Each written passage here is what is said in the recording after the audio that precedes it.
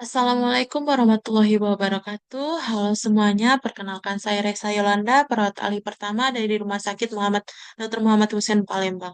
Di sini saya akan menjelaskan tentang Learning Journal Agenda 1.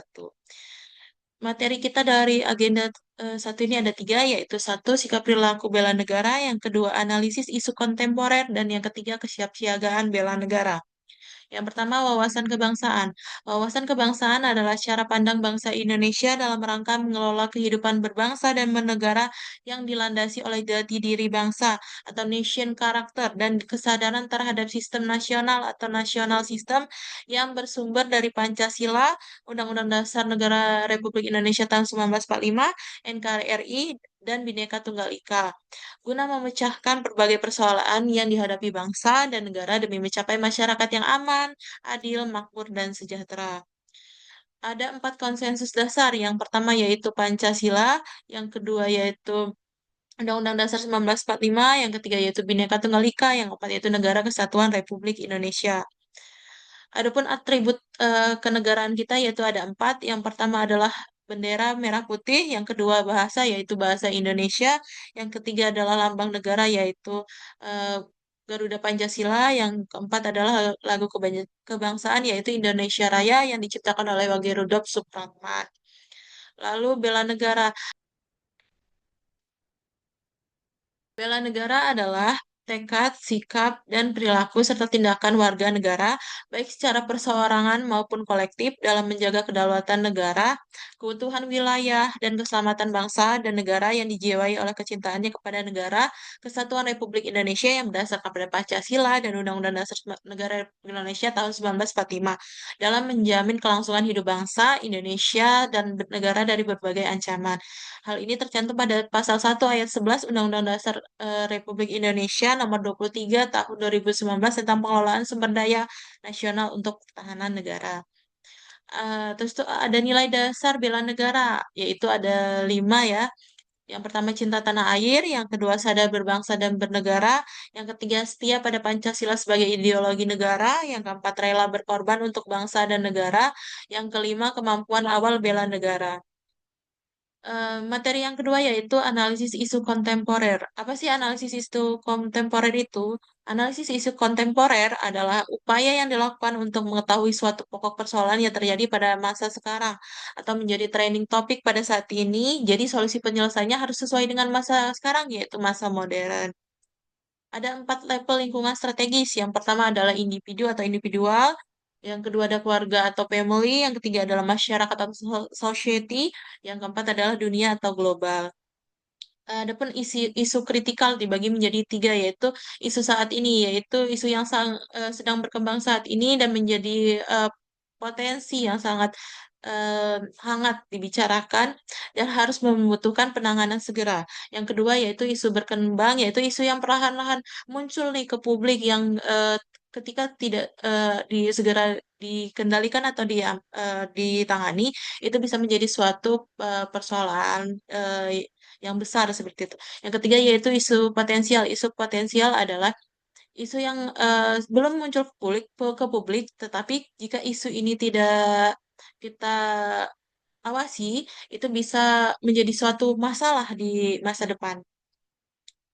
Adapun tahapan penyelesaian isu, yang pertama itu identifikasi dan deskripsi isu, yang kedua memilah atau menapis isu, yang ketiga mendalami atau analisis isu, yang keempat adalah alternatif penyelesaian.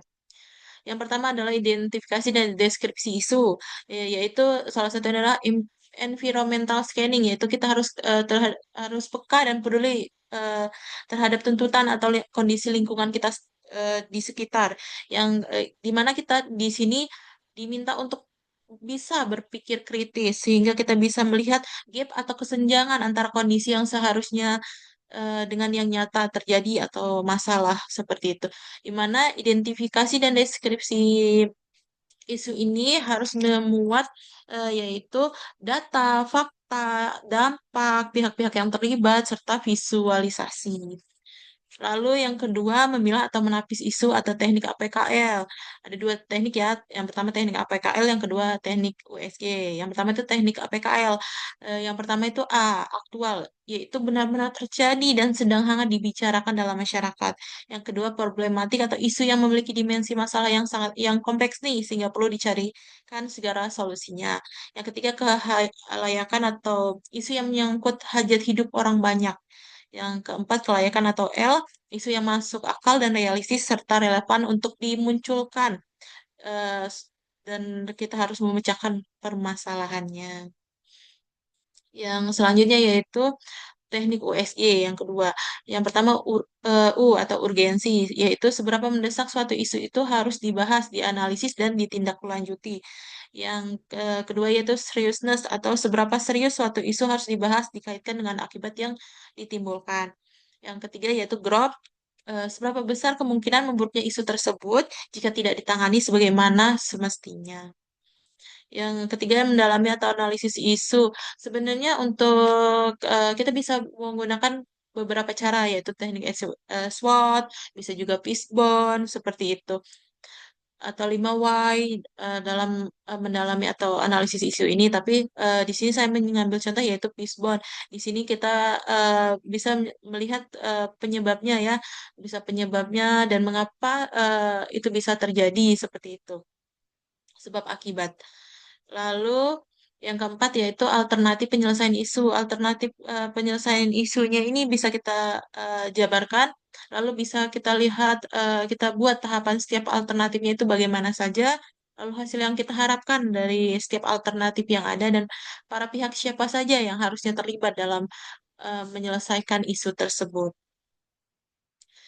Yang ketiga adalah kesiapsiagaan bela negara. Kesiapsiagaan bela negara adalah suatu keadaan siap siaga yang dimiliki oleh seseorang baik secara fisik, mental, maupun sosial dalam menghadapi situasi kerja yang beragam yang dilakukan berdasarkan kebulatan sikap dan tekad secara ikhlas dan sadar disertai kerelaan berkorban sepenuh jiwa, raga yang dilandasi oleh kecintaan terhadap Negara Kesatuan Republik Indonesia atau NKRI berdasarkan Pancasila dan Undang-Undang Dasar tahun 1945 untuk menjaga, merawat, dan menjamin kelangsungan hidup berbangsa dan bernegara. Lalu, hal-hal yang dibahas pada modul ketiga yaitu menjelaskan kerangka bela negara dalam Latsar CPNS. Lalu kita jelaskan juga menjelaskan kemampuan awal bela negara seperti apa sih, seperti itu. Lalu menyusun rencana aksi bela negara yang kita buat, misalnya tadi kan ada 5, dalam 1 5 itu bisa kita buat ada beberapa poin, kita bisa masukkan beberapa aksi seperti misalnya cinta tanah air, kita bisa menggunakan baju batik, bisa menggunakan pakaian UMKM seperti itu. Lalu melakukan kegiatan siagaan bela negara yaitu seperti PBB dan tata upacara sekolah, keprotokolan, kewaspadaan dini, membangun tim serta cara kamalan dan ASBN. Sekian penjelasan dari saya. Bila ada kurangnya saya mohon maaf. Terima kasih. Wassalamualaikum warahmatullahi wabarakatuh.